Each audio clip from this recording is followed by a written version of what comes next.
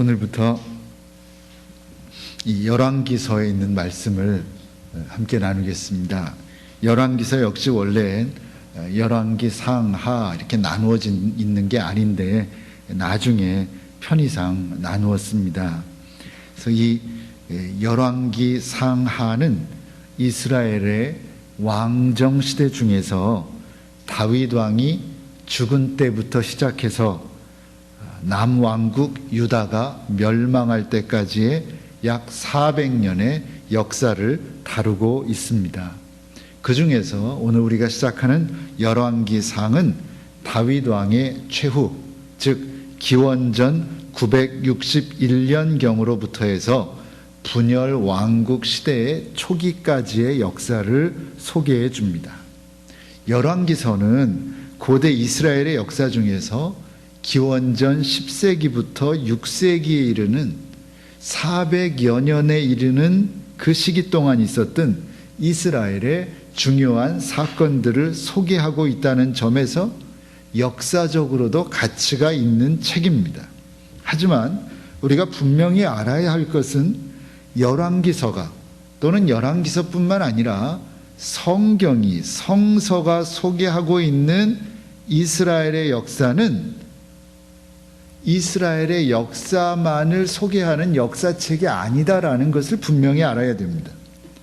다시 말하면 가능하면 역사적 사실에 근거하고 있지만 어떤 사실, 몇 월, 몇 날, 몇 시에 누가 죽었다라든가 하는 그런 사실 자체보다는 그 역사 속에서 일어난 사건들이 어떤 신앙적 의미를 가지고 있느냐, 그걸 중요하게 생각한다라는 겁니다.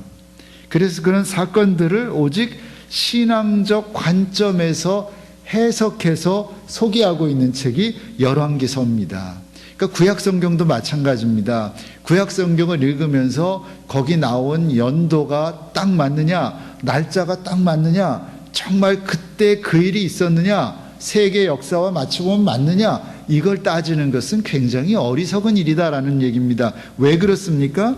그 역사 속에서 일어난 사건에 관심이 있었던 것이 아니라 그 사건이 가지는 신앙적 의미가 무엇인지에 관심이 있었다. 성경의 저자들은 그것을 항상 염두에 두고 성경을 읽어야 되는데 열왕기서도 마찬가지다.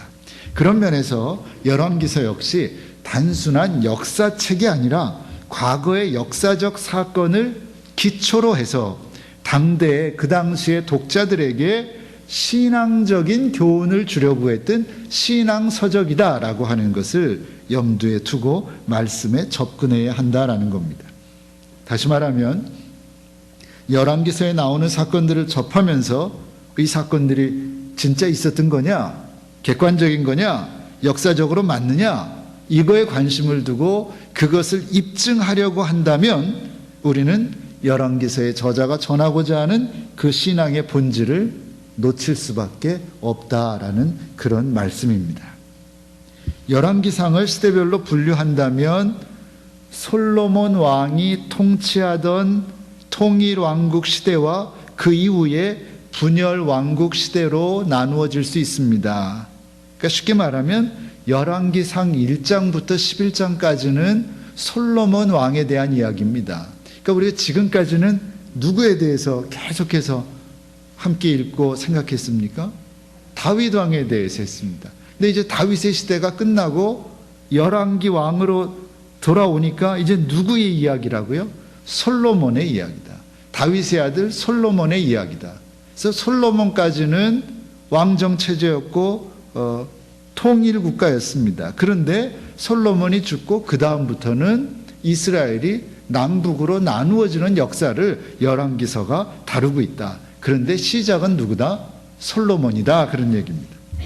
그런데 오늘 본문에는 솔로몬이라는 이름은 등장하지 않습니다. 그 얘기는 열왕기서가 전하고자 하는 어떤 핵심 메시지와는 전혀 상관없는 내용이다. 그런 얘기입니다. 굳이 말하자면 보충 설명, 어떤 본론에 들어가기 전에 배경 설명, 그것도 안 되는 내용입니다. 그래서 솔로몬 왕은 등장하지 않습니다. 그런데 열왕기상은 이렇게 시작합니다. 다윗 왕이 나이 많아 늙으니 이불을 덮어도 따뜻하지 아니한지라, 이런 묘사로 시작합니다. 열왕기서는 다윗 왕이 나이 들어서 늙었다라는 사실을 전하는 것으로 시작합니다. 아주 짧은 서술입니다. 여기에는 어떤 역사적인, 어떤 신학적인 어떤 깊은 의미도 없습니다. 그런데도 다윗 왕이 나이 많아 늙으니까 이불을 덮었는데도 몸이 따뜻하지 않다라고 하는 이 단순하고 짧은 서술이 저에게는 그저 단순하게만 느껴지지는 않았습니다. 그래서 사실 이 열왕기서의 저자는 아무 별 신학적 의미 없이 썼는데 저는 여기에 신학적 의미를 한번 부여해 보려고 합니다. 그래서 이 말씀만 가지고 오늘 잠깐 생각해 보려고 합니다.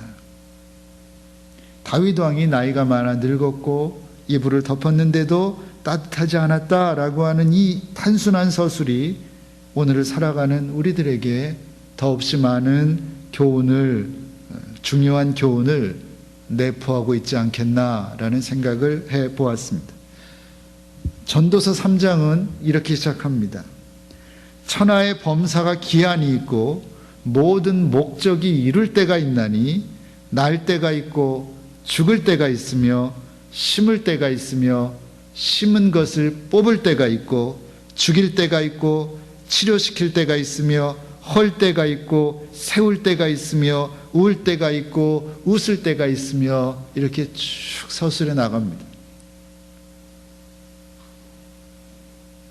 모든 일에는 다 때가 있다는 것인데 인생에는 때가 있다라고 하는 것을 솔로몬이 강조하고 있는데 가장 분명한 것은 무엇입니까? 날 때가 있으면 죽을 때가 있고, 그렇게 시작합니다. 날 때가 있으면 죽을 때가 있다는 겁니다. 솔로몬은 전도서 3장에서 그 사실을, 그 엄숙한 진리를 우리에게 다시 한번 일깨워 줍니다. 예로부터 동양에서는 인생을 무엇라고 표현했습니까? 인생을 아주 간단하게 생로병사라는 말로 표현했습니다. 일단 태어났으면 누구든지 늙고 병들고 죽는다는 것입니다. 너무 부정적이고 비관적인 표현이라고 생각되십니까? 그렇지 않습니다. 너무도 사실적이고 너무도 정확한 표현입니다. 우리들의 인생을 가감없이 있는 그대로 표현한 말입니다. 생로병사. 태어날 때가 있으면 늙을 때가 있고, 늙으면 병들고, 병들면 죽는 겁니다. 그나마 아주 오랜 옛날에 만들어진 말이기 때문에 늙으면 병이 든다고 표현한 것 같습니다. 요즘엔 늙어야 병이 듭니까? 젊어서도 병이 듭니다. 옛날이니까 좋게 표현한 게 생로병사입니다. 서양에서도 마찬가지입니다. 중세 이전부터 그들은 이런 말들을 했습니다. 죽음 앞에서는 누구나 평등하다. 죽음은 반드시 온다. 다만 언제 올지 모를 뿐이다. 또는 우리는 삶의 한 복판에서 어느 순간 죽음을 만난다라는 말들을 금언으로 여겨서 마음에 새기며 살았다고 합니다. 이렇게 일단 태어나면 죽는다는 것은 누구에게도 예외가 없는 공평한, 참 불공평한 인생이지만 이것만은 참 공평한 하나님께서 세우신 인생의 법칙인 것입니다. 아무리 김정일이 난리를 쳐도 곧 죽을 겁니다. 이건희 회장도 죽을 거고, 스티브 잡스 같은 사람도 죽었습니다. 어떻게 하겠습니까? 태어났으면 죽는 겁니다. 공평합니다. 부자고 가난하고 천재고 둔재고 상관없습니다. 건강하고 아프고 상관없습니다. 건강하다고 안 죽습니까? 다 죽습니다. 하나님께서 세우신 인생의 법칙입니다. 그런 까닭에 천하의 다윗도 그 법칙은 피해갈 수 없었다라는 겁니다. 그래서 그 사실을 오늘 본문은 아주 평범하게 짧게 소개하고 있는 겁니다. 다윗도 나이가 들었습니다. 늙었습니다. 성경의 정황을 보면 70세 정도가 됐습니다. 그 당시 70세면 오래 살았겠지요. 그렇죠. 그 당시 70세면 오래 산 겁니다. 늙었습니다. 그래서 1절에서 언급한 대로 이불을 덮어도 따뜻하지 않았습니다. 또 어떤 신학자들은 왜 다윗이 이불을 덮어도 따뜻하지 않았을까? 아마 심한 동맥경화에 걸렸을 것이다. 이렇게 해석한 학자들도 있습니다. 그럴 수도 있겠죠. 하지만 처음에 말씀드린 대로 그런 식의 접근은 별 의미를 가질 수가 없다라는 겁니다. 성경의 저자가 말하고자 하는 건 다윗이 동맥경화에 걸렸든 안 걸렸든 그걸 말하고자 하는 게 아니기 때문이지요. 그럼 무엇을 말하는가? 3절과 4절에서 조금 설명해 줍니다. 이스라엘 사방 경내에 아리따운 동료를 구하다가 수넴 여자 아비삭을 얻어 왕께 데려왔으니 이 동료는 심히 아리따운 자라. 저가 왕을 봉양하며 수종하였으나 왕이 더불어 동침하지 아니하였더라. 그랬습니다. 자, 이것이 당시 다윗의 형편에 대한 구체적인 서술입니다. 그러니까 다윗의 신하들은 다윗 왕이 정말 최고의 왕 아닙니까? 늙어서 제대로 기력도 없고 왕으로서의 역할도 못하니까 어떻게든 좀 더 그 영향력을 끼치고 싶었겠지요. 그래서 노쇠한 왕의 기력을 회복시키기 위한 수단을 강구하는 가운데 젊은 처녀를 구해다가 왕을 봉양하게 한 겁니다. 이 경우에 처녀는 두 가지를 담당합니다. 첫째는 시녀로서 만약 하녀 비슷하게 왕의 시중을 드는 것이고, 다른 하나는 왕의 품에 누워서 왕의 체온을 따뜻하게 만드는 일입니다. 그래서 어떤 성경에는 그저 왕의 몸을 따뜻하게 하는 일을 한다 이렇게 나와 있는 성경도 있지만, 사실은 그건 굉장히 완곡한 표현이고, 왕의 품에 누워 왕의 체온을 따뜻하게 만든다는 것은 그 왕과 성적인 관계를 맺는 사람이라는 의미를 가지고 있습니다. 그렇다면 당시 다윗의 신하들은 왜 그런 일을 다윗에게 하게 했을까요? 왜 그런 젊은 처녀를 데려다가 다윗 왕을 봉양하게 했을까요? 그들은 그런 행위를 하나의 의학적 치료 방법으로 신뢰하고 있었던 것 같습니다. 노쇠한 왕이 젊고 아름다운 처녀와의 육체적인 접촉을 통해서 기력을 회복할 수 있을 것이고, 그렇게 해서 기력을 회복하면 정치적으로도 영향력을 계속 끼칠 수 있을 것이다. 그렇게 믿고 한 겁니다. 전통적으로 그런 생각을 갖고 있었다는 것이죠. 당시 이스라엘 백성들이. 하지만 엄밀히 말하면 이런 일은 의학적 치료 방법이라기보다는 당시 사람들의 원시적인 이해, 정확히 말하면 미신이었는데 그 미신에 기대어서 미신적인 일을 한번 해보았다라는 것입니다. 근데 그 결과는 어떻습니까? 다윗이 어떻게 했습니까? 왕이 더불어 동침하지 아니하였더라. 다윗은 수넴 여자 아비삭과 동침하지 않았습니다. 이것은 또 어떻습니까? 어떤 신학자들은 다윗의 믿음이 그 정도였다 이렇게 해석하는 사람도 있습니다. 역시 왜곡된 해석이지요. 다윗이 믿음이 좋아서 젊은 처녀와 관계를 맺지 않은 것이 아니지요. 다윗의 아내가 몇 명입니까? 다윗이 거느린 후궁이 몇 명입니까? 다윗의 자식이 몇 명입니까? 그런 시절이 아니지요. 그런 상황을 놓고 다윗의 믿음을 말하는 건 참 우스운 겁니다. 이것은 다윗이 믿음이 좋았다는 걸 말하는 게 아닙니다. 그럼 뭘 말합니까? 한 가지죠. 그 정도로 다윗은 노쇠했다. 정말 이제 죽을 날만 기다릴 정도로 힘을 잃은 그런 노인네에 불과했다라는 사실을 가르쳐 주는 겁니다. 그리고 그 사실을 구체적으로 묘사한 신학적 의미를 굳이 부여하자면 다윗이 이렇게 늙었다. 그 얘기는 무엇입니까?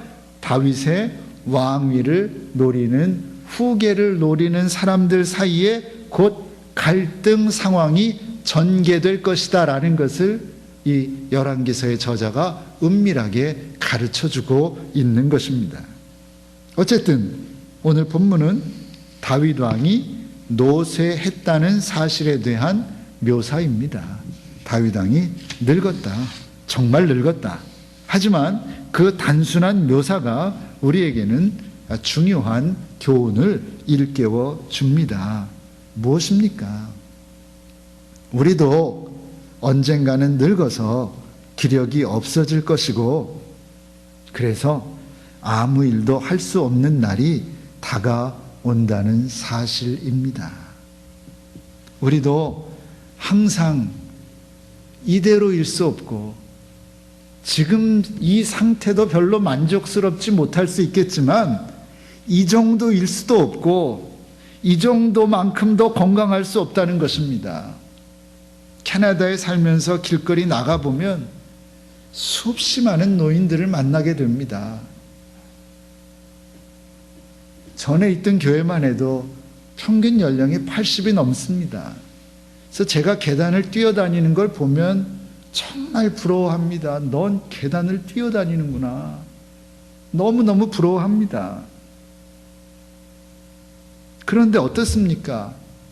남입니까? 그 사람들이? 아닙니다. 남이 아닙니다. 길거리에서 수없이 마주치는 이곳의 노인들처럼 곧 나도 나이 들게 되고 나도 병들고 죽는다는 겁니다. 결코 남의 일이 아니라는 것이지요. 마음은 청춘이지요. 마음은 항상 20대지요. 마음만 20대면 뭐합니까? 우리의 몸은 하루하루가 다르게 노쇠해 가는 겁니다. 피할 수 없습니다. 아무리 좋은 약을 많이 먹어도 그건 소용없는 일입니다. 나이 들고 병들고 죽는 것은 멀리 있는 것도 아니고 남의 일도 아니라는 것입니다. 전 가보진 못했는데 유럽의 공동묘지를 산책하다 보면 그 묘비명들이 있지 않습니까? 언제 태어나서 언제 죽었고 이름이 있고 또 반대쪽에는 이제 글귀가 새겨져 있는데 가장 많이 그 쓰여져 있는 문구는 이거랍니다. 메멘토 모리라는 라틴어가 쓰여져 있답니다. 메멘토 모리. 이게 왜 나왔냐 하면 고대 로마에서 전쟁에서 승리하고 이제 개선하지 않습니까? 개선 행렬을 시작할 때 가장 지금 영광스러운 사람 누굽니까? 개선 행렬을 할 때 개선 장군이죠. 승리한 개선 장군입니다. 그때 사제나 또는 노예가 개선 장군에게 나와서 개선 장군의 머리에 월계관 같은 관을 씌워주면서 메멘토 모리엔둠 에세라고 외치면 모든 사람들이 메멘토 모리엔둠 에세라고 외쳤는데 그 말에서 기인해서 줄여진 말이 메멘토 모리라고 합니다. 근데 그 뜻이 뭐냐면 너 역시 언젠가 반드시 죽을 운명이라는 사실을 기억하라 라는 말이랍니다. 개선 장군이 승리하고 가장 영광의 순간에 지금 폼 잡고 들어가는데 거기다 대고 사제가 월계관을 씌워주면서 사람들과 함께 너 역시 반드시 죽을 존재라는 사실을 잊지 말아라, 기억하라 그렇게 외쳤다라는 겁니다. 네가 지금 비록 영광스러운 자리에 올라 있지만 너도 반드시 죽을 존재에 불과하니 결코 교만하지 말고 겸손을 새기라는 의미였습니다. 정말 절묘한 타이밍이 아닙니까? 그들의 지혜가 느껴지는 대목입니다. 모세가 이렇게 기도했습니다. 시편 90편에서 세 번역으로 읽어드리겠습니다. 주님께서 생명을 거두어 가시면 인생은 한순간의 꿈일 뿐 아침에 돋아난 한 포기 풀과 같이 사라져갑니다. 푸른 아침에는 돋아나서 꽃을 피우다가도 저녁에는 시들어서 말라버릴 뿐입니다. 우리의 연수가 70이요 강건하면 80이라도 그 연수의 자랑은 수고와 슬픔뿐이요 빠르게 지나가니 마치 날아가는 것 같습니다. 주님의 분노의 위력을 누가 알 수 있겠으며 주님의 진노의 위세를 누가 알 수 있겠습니까? 우리에게 우리의 날을 세는 법을 가르쳐 주셔서 지혜의 마음을 얻게 해 주십시오. 모세가 그렇게 기도했습니다. 이 기도문이 참 좋았나 봅니다. 시편의 저자가 모세의 기도를 시편에 옮겨 실었습니다. 우리의 인생이라도 결코 다르지 않습니다. 내 인생이라고 특별하거나 예외가 있는 것 아닙니다. 그럴 수 없습니다. 결코 그럴 수 없습니다. 주님께서 어느 순간인가 언젠가 우리의 생명을 거두어 가시면 그만입니다. 그것뿐입니다. 그처럼 우리는 한순간에 꿈에 불과한 인생을 살고 있는 것입니다. 아침에 돋아난 한 포기 풀과 같이 우리의 인생도 사라져 갈 것입니다. 지금까지 살아온 인생을 돌이켜보면 우리는 이것이 과장도 아니고 정말 사실이고 진실이라는 사실을 분명하게 깨달을 것입니다. 인생이라고 하는 것은 정말 한순간 꿈처럼 그렇게 무섭게 빨리 지나가 버립니다. 모세는 그런 인생을 날아간다라고 표현했습니다. 결코 과장이라는 느낌이 들지 않습니다. 그런 인생을 사는 우리들에게 꼭 필요한 것이 무엇입니까? 그런 끝이 있는 인생을 살면서 우리가 가져야 할 마음가짐이 무엇입니까? 오늘 모세는 지혜의 마음을 달라고 기도했습니다. 하나님께 지혜의 마음을 얻게 해달라고 기도했습니다. 우리도 그렇게 기도해야 합니다.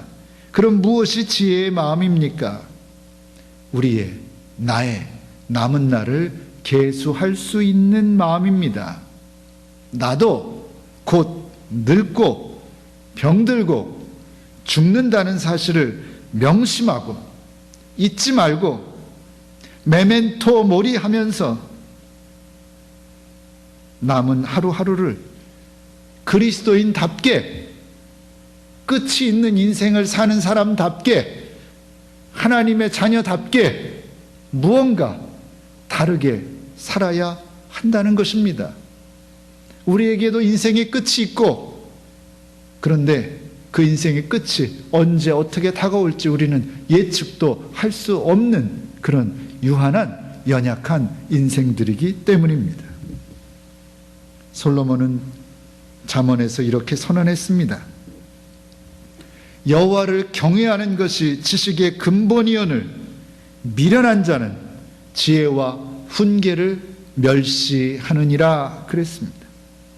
하나님을 경외하는 것이, 하나님을 두려워하는 것이 지식의 근본입니다. 미련한 자가 하나님을 두려워하지 않고 하나님의 지혜와 훈계와 말씀을 무시하는 것입니다. 하나님의 자녀다운 삶은 여호와를 경외하는 삶입니다. 그것이 모든 지식의 근본입니다. 여호와 하나님을 두려워하며 그런 까닭에 여호와 하나님의 시선을 예민하게 느끼며 여호와의 하나님의 말씀대로 명령대로 사는 겁니다. 힘들어도 그렇게 사는 겁니다. 끝이 있음을 알기에, 유한한 인생임을 알기에, 끝이 있고 그 후에는 심판이 있는 것을 알기에 살아있는 동안 하나님을 두려워하고 하나님의 시선을 의식하고 하나님의 말씀이면 힘들어도 손해가 되고 아무리 어려워도 지키며 사는 것입니다. 저는 그것이 화살처럼 날아가는 인생 속에서도 정말 흔들리는 세상살이 속에서도 정신줄을 놓지 않고 살 수 있는 유일한 방법이라고 믿습니다. 항상 나를 돌아보시기 바랍니다. 나는 유한한 존재입니다. 대단한 존재가 아닙니다. 나도 곧 늙을 것이고 병들 것이고 죽을 것입니다. 내가 어떻게 살고 있습니까? 죄인으로 삽니다. 하나님 앞에 부끄러운 것이 너무 많습니다. 항상 우리가 해야 할 일은 나를 돌아보고 내 안을 들여다보고 하나님 앞에서 부끄러운, 사람들 앞에서 부끄러운 나의 모습을 성찰하고 회개하고 하나님 앞에 용서와 긍휼을 구하는 삶을 살아야 하는 것입니다. 그리고 한 걸음 더 나아가서 하나님 앞에서, 사람들 앞에서 부끄러움이 없는 삶, 아니 부끄러움이 적은 삶, 그리고 하나님의 말씀이면 어찌하든지 순종하는 삶을 살아내는 것입니다. 그것이 오늘 우리를 향한 하나님의 변함없는 기대하심이요 하나님의 명령이라고 저는 믿습니다. 항상 나를 돌아보고 하나님의 용서와 긍휼을 구하며 하나님 앞에서 부끄러움이 없는 삶, 하나님의 말씀이면 순종하는 삶을 살기 위해 부단히 노력하는 저와 여러분들 꼭 되시기를 바랍니다. 기도하겠습니다. 옛사람들은 메멘토 모리 하면서 나도 언젠가 반드시 죽는다는 사실을 잊지 않으려고 노력했습니다. 오늘 천하의 다윗도 늙어서 아무리 따뜻한 이불을 덮어도 결코 따뜻함을 느낄 수 없는 그런 지경에 이르렀음을 우리가 성경을 통해 확인했습니다. 그렇습니다. 그것이 인생입니다. 다윗만의 인생이 아니요, 우리 모두의 인생입니다. 우리도 늙어가고 있습니다. 우리도 병들 것입니다. 우리도 하나님의 때가 되면 죽을 것입니다. 끝이 있는 인생, 유한한 인생, 연약한 인생, 그것도 내 마음대로 어찌할 수 없는 인생을 우리가 살아갑니다. 하나님, 어떻게 살아야 되겠습니까? 더 늦기 전에 깨닫게 하시고, 더 늦기 전에 결단하게 하시고, 더 늦기 전에 하나님의 자녀다운 삶을 살아내는 저희들 되게 하여 주시옵소서. 항상 나를 들여다보고 회개하며 하나님의 긍휼과 용서를 구하며 어찌하든지 하나님의 말씀이면, 하나님의 명령이면 지켜 행하기 위해 최선을 다하는 여기 모인 당신의 사랑하는 자녀들 되게 하여 주시옵소서. 예수님의 이름으로 기도하옵나이다. 아멘.